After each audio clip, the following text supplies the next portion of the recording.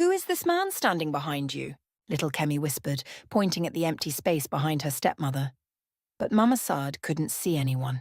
What Kemi saw that night would change everything, because the handsome stranger who had been visiting their compound for weeks, the one who promised to marry her despite her shaved head and scars, was not human at all. And by the time the family discovered the truth, Kemi had already accepted his proposal and brought him home as her husband. How it started. The razor blade felt cold against Kemi's scalp as Mama Said dragged it across her beautiful hair. "You think you are too fine, Abby?" her stepmother hissed, gripping Kemi's chin with fingers that smelled of palm oil and bitterness. "Let me show you what ugly looks like." Each stroke of the blade took away more than hair. It took away Kemi's confidence, her dreams, her hope of ever finding love. The other girls in Ogbokolo village would point and laugh as she covered her bald head with old wrapper cloth, her once smooth skin now marked with the tribal scars Mama Sade had carved with a broken bottle. "No man will ever want you now," Mama Sade declared, sweeping the beautiful hair into the fire where it crackled and sent up smoke that made Kemi's eyes water. "You will remain in this house and serve me until I die." But what Mama Saad didn't know was that someone had been watching from the shadows of the Iroko tree. Someone who saw beauty where others saw ugliness. Someone who was not bound by the rules of the living. That night, as Kemi wept beside the dying fire, a gentle voice whispered in the darkness, "Don't cry, beautiful one. I have been waiting for you." She looked up to see the most handsome man she had ever laid eyes on, his skin glowing like moonlight, his smile promising everything her heart had ever desired. But why couldn't the goats see him? And why did they keep running away whenever he appeared? His name was Emeka, and he appeared every night when the compound grew quiet. Tall, dark, and handsome beyond words, with eyes that seemed to hold all the stars in the sky. "You are the most beautiful woman in all of Nigeria," he would whisper to Kemi as she sat by the dying embers, her scarred face glowing in the firelight. "But look at me," Kemi would protest, touching her bald scalp. "I am nothing but ugliness." "Beauty comes from the heart, my love," Emeka replied, his voice smooth like honey from the oldest tree. "And your heart shines brighter than the sun." Night after night, he courted her with sweet words and promises of a life filled with love and children. He brought her gifts, the most beautiful jewelry that sparkled like diamonds, clothes finer than anything sold in Makurdi market, perfumes that smelled like flowers from paradise. But there was something strange. Whenever Papa came home late from the palm wine bar, he would walk right through the spot where Emeka sat. When Mama Sade screamed at Kemi for talking to herself, Emeka would just smile and say, "She cannot see what is meant for your eyes alone." The chickens would not come near when he visited. The dog, Bingo, would whimper and hide under the kitchen table. Even baby Tunde would cry whenever Emeka reached out to touch him. "Why does everyone act strange when you are here?" Kemi asked one evening. Emeka's perfect smile never wavered. "Because they are jealous of our love, my queen. But soon, very soon, we will be together forever." Then he dropped to one knee and pulled out a ring that glowed with its own inner light. "Kemi, will you marry me? Will you come away with me to my village where no one will ever hurt you again?"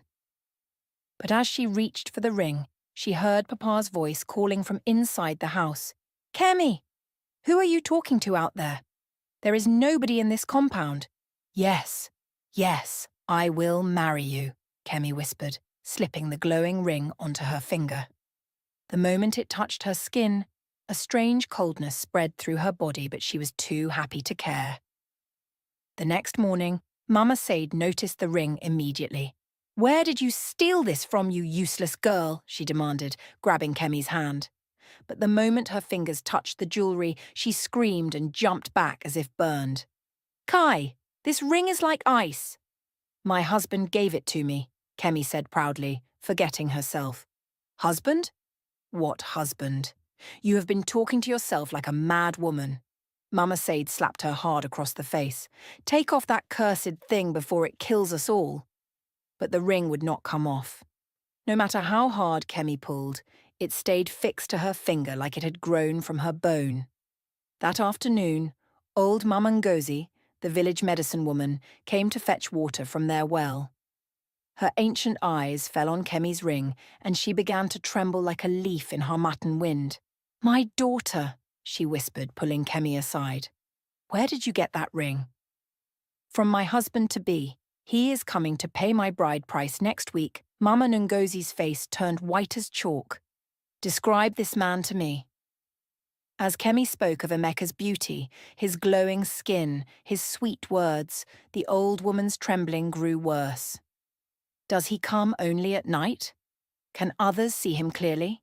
Do animals run from him?"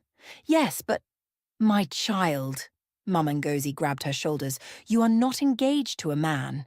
You are engaged to something else entirely, something that should not be walking among the living." But before she could explain further, a cold wind began to blow and Emeka's voice whispered in Kemi's ear. "Do not listen to the old fool. She wants to steal your happiness. Why was Mama Ngozi so afraid?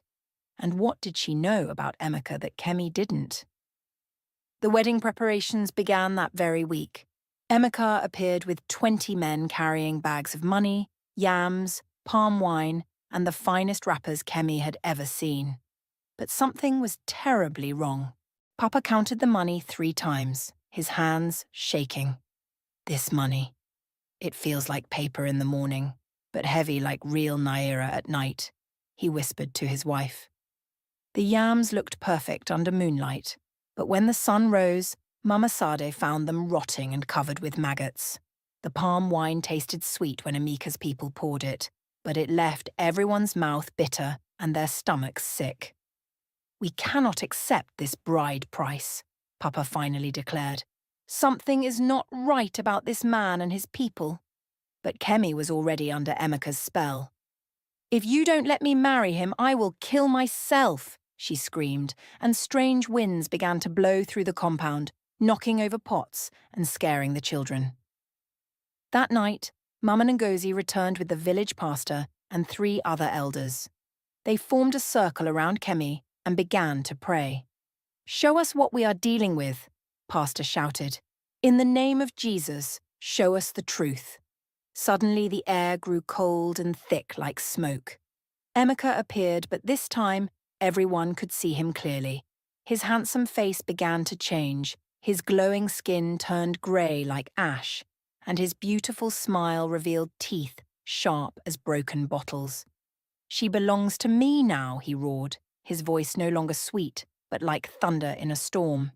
"She wears my ring. She accepted my proposal.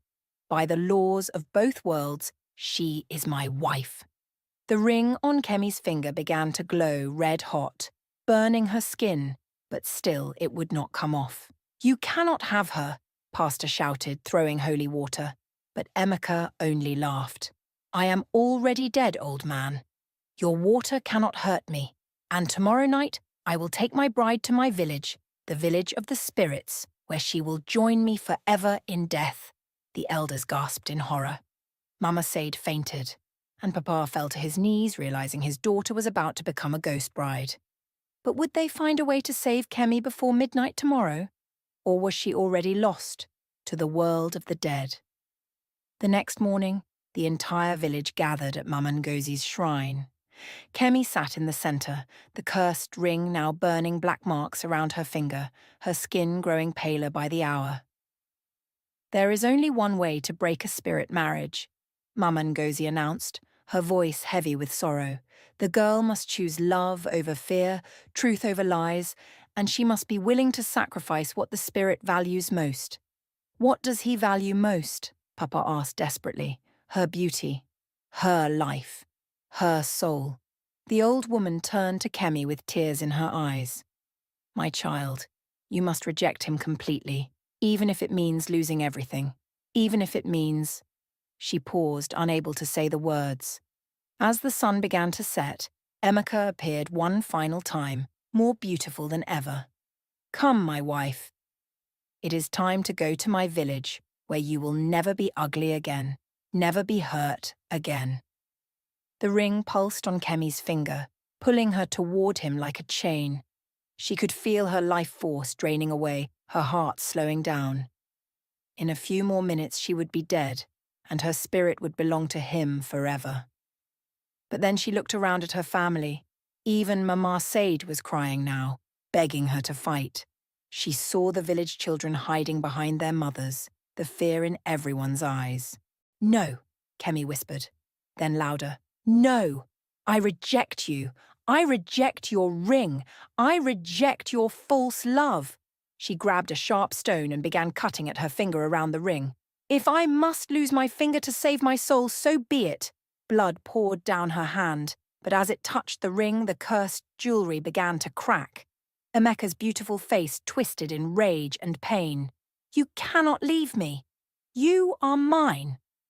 "I belong to the living," Kemi screamed, and with one final cut, the ring shattered into 1,000 pieces. Emeka let out a wail that shook the earth, his form dissolving like smoke in the wind. "You have chosen ugliness over beauty, poverty over riches, loneliness over love." "No," Kemi smiled through her tears, looking at her family, her community, all the people who had come to save her. "I have chosen life over death, truth over lies, and real love over fake promises." As the spirit vanished forever, Kemi's hair began to grow back, her scars began to fade, and the morning sun revealed what everyone had failed to see. She had always been beautiful, because true beauty comes from a brave heart and a strong spirit. From that day forward, no one in Ugbokolo village ever forgot the lesson. When something seems too good to be true, when it promises everything for nothing, when it comes only in darkness and hides from the light, run away, for it seeks not to love you, but to destroy you. And Kemi? She eventually married a good man from the next village, a man who loved her scars, her stories, and most importantly, her courage to choose life over the easy path to death. Moral: beware of too perfect promises. When someone or something offers you everything you've ever wanted, especially when you're at your lowest point, be very careful. Emeka appeared when Kemi was most vulnerable, after being made ugly and rejected. Real solutions to life's problems usually require work, time, and patience.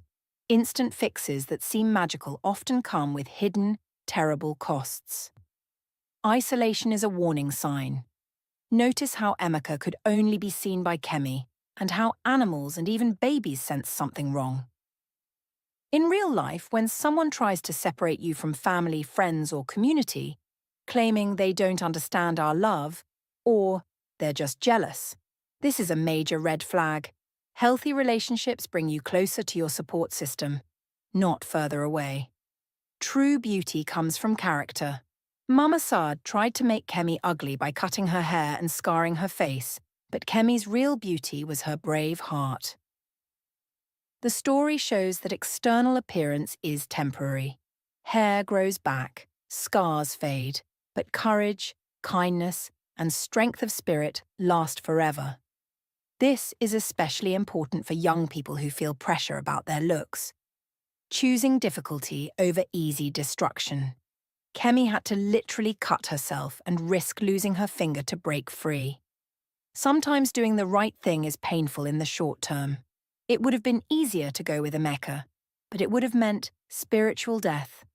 Real life often requires us to choose temporary pain over permanent destruction. Community and family matter. Even though Mama Sade was cruel, when Dang came, the whole community, including her stepmother, fought to save Kemi. The story teaches that family bonds and community support are precious, even when relationships are imperfect.